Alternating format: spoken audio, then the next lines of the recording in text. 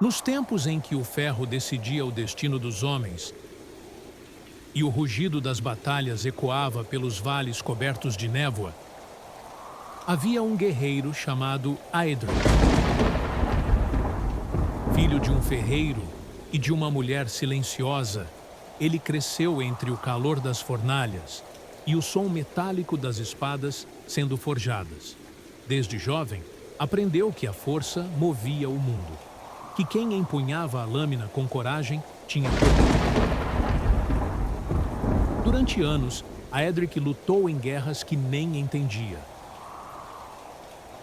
Vestia armaduras, obedecia ordens, marchava em direção a inimigos que nunca havia visto antes. A cada vitória, o sangue se misturava à chuva. E, nas noites frias, ele olhava para o céu estrelado e se perguntava o que havia além da guerra. Numa dessas noites, quando o campo de batalha dormia em silêncio e o vento carregava o cheiro da terra molhada, Aedric conheceu um homem diferente.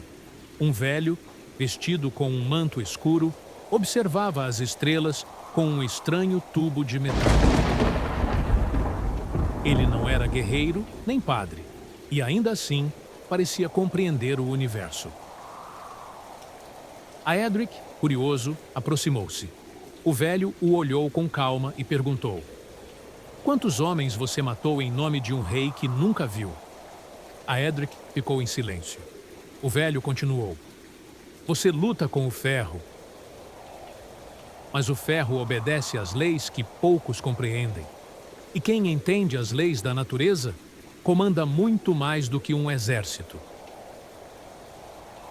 Essas palavras o marcaram.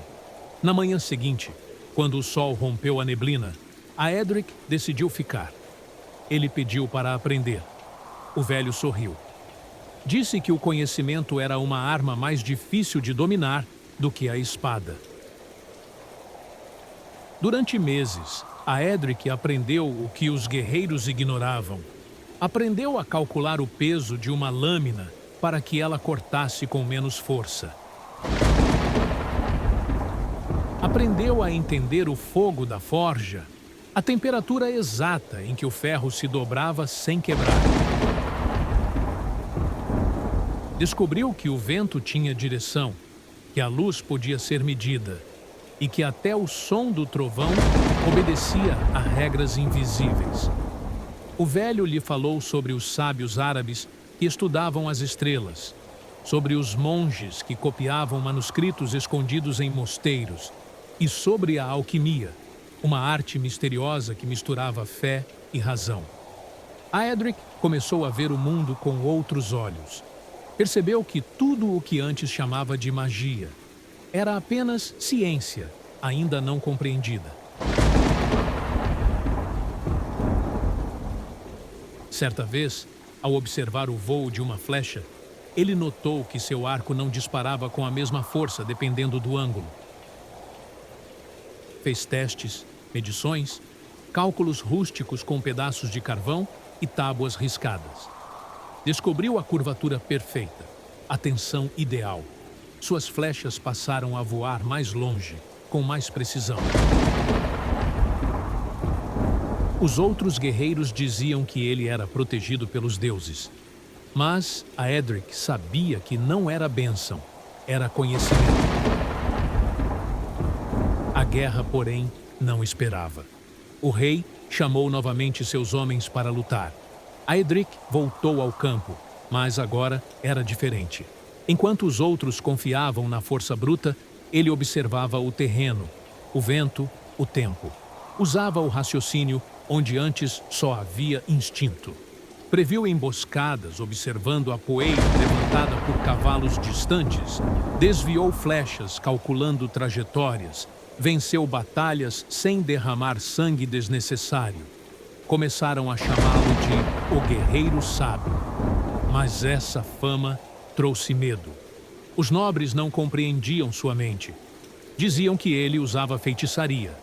E quando o poder não pode ser controlado, o medo o destrói. O rei, temendo sua influência, ordenou que o prendessem. Na masmorra fria, o velho mestre o visitou pela última vez. Disse-lhe: os reis dominam reinos, mas os que compreendem o universo dominam o próprio destino. Pouco tempo depois, o velho desapareceu. E a Edric foi libertado quando uma nova guerra começou.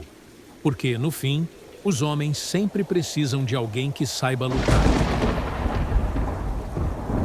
Mas ele já não era o mesmo. O guerreiro de antes havia morrido, e em seu lugar nascera alguém que via a ciência como uma forma de paz. A Edric deixou o exército e passou a vagar de vila em vila, ensinando os jovens ferreiros a entender o calor e a força, mostrando aos camponeses como plantar de acordo com o ciclo das estrelas, ensinando aos curandeiros que a cura não vinha só da fé, mas também do estudo. Com o tempo, seu nome se perdeu nas páginas da história, mas seus ensinamentos ficaram. Foram copiados em pergaminhos, escondidos em bibliotecas, traduzidos em universidades nascentes. Alguns dizem que a Edric foi o primeiro a unir o espírito da guerra com o espírito da ciência, a força com a razão.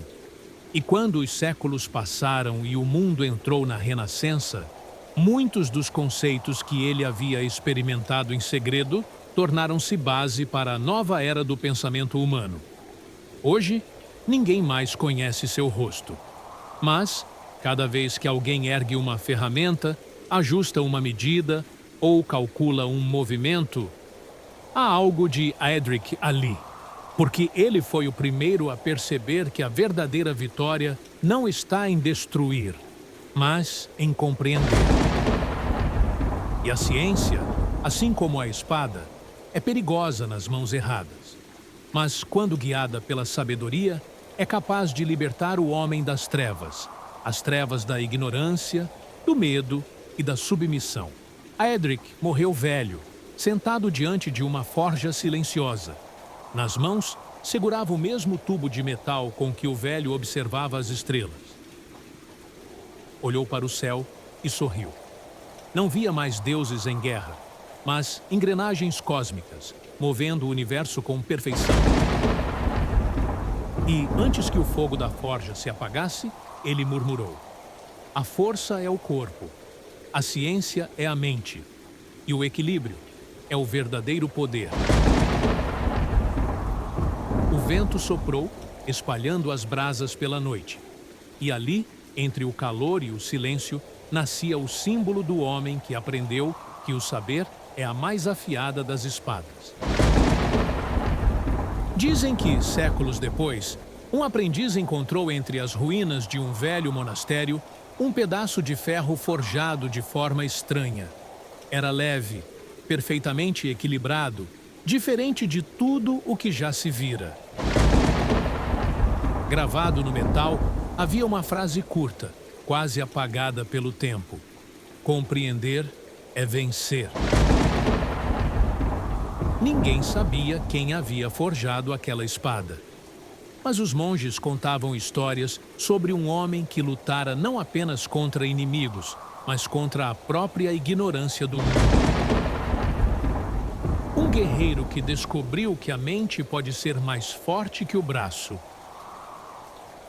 Com o passar das gerações, o nome de Edric se perdeu, mas o seu princípio sobreviveu nos inventores, nos estudiosos, nos sonhadores que ousaram fazer perguntas quando todos apenas obedeciam.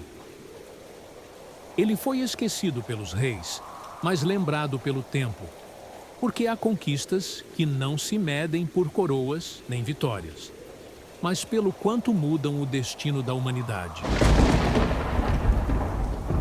Hoje, quando olhamos para o céu em busca de respostas, ou quando moldamos o ferro em novas formas, o espírito de Edric ainda vive, silencioso, mas eterno, lembrando-nos de que o verdadeiro poder nunca esteve apenas na força, mas na sabedoria de quem decide compreender o mundo em vez de destruí-lo.